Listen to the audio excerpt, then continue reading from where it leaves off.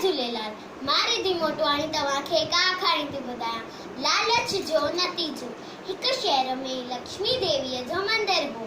सुबुह शाम ज़ालूं मर्द ऐं ॿार देवीअ जो दर्शन करण ईंदा हुआ। के देवीअ जी पूजा बि कंदा हुआ। हिकु फ़क़ीर पियो रोज़ मंदिर जे ॿाहिरि वेठो हूंदो हो। के माण्हू हुनखे 1 या 2 रुपया ॾींदा हुआ। फ़क़ीर जा कपिड़ा फाटल ऐं मेड़ा हूंदा हुआ। जेके माण्हू मंदिर में ईंदा हुआ तंहिंखे साफ़ ऐं सुठा कपिड़ा पियल हूंदा हुआ। ज़ालुनि खे ज़ेवर पियल हूंदा हुआ। हिननि खे ॾिसी करे फ़क़ीर दिन में देवीअ खे प्रार्थना कंदो हो त देवी तूं हिननि खे केॾो न धन ॾिनो आहे, मूंखे बि थोरो धन ॾे त मां पिनण खां छुटी पवां, पोइ मां तुंहिंजी पूजा कंदुसि। फ़क़ीर रोज़ देवीअ खे इहा विनती कंदो हो। हिकु ॾींहुं देवीअ हुनजी विनती ॿुधी खेसि दर्शन ॾिनो। चयो कि मां तोखे धन ॾियण आई आहियां, शामे वठंदे। फ़क़ीर हिन खे ॿुधी करे ॾाढो ख़ुशि थी वियो। फ़क़ीर वटि हिकु पुराणी झोली पई हुई।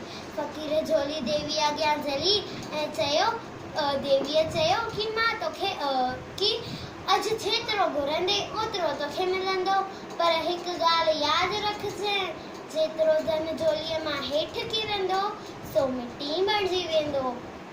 हेतिरो चई देवीअ हथ जी तिरी खोली ऐं सोना सिक्का वछल शुरू थिया।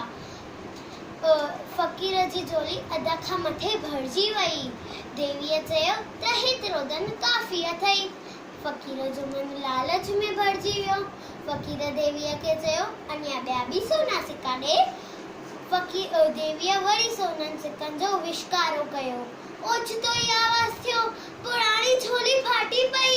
सभु सोना सिक्का ज़मीन ते किरी पिया ऐं मिटी बणिजी विया। फ़क़ीर मुंहुं मथे पिटण लॻो, लालच ते पछताइण लॻो त ॿारो हे अथव लालच जो नतीजो। लालच बुरी बला आहे।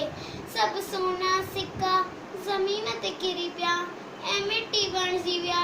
सभु सोना सिक्का ज़मीन ते किरी पिया ऐं मिटी बणिजी विया। त कीअं लॻी तव्हांखे मुंहिंजी आखाणी?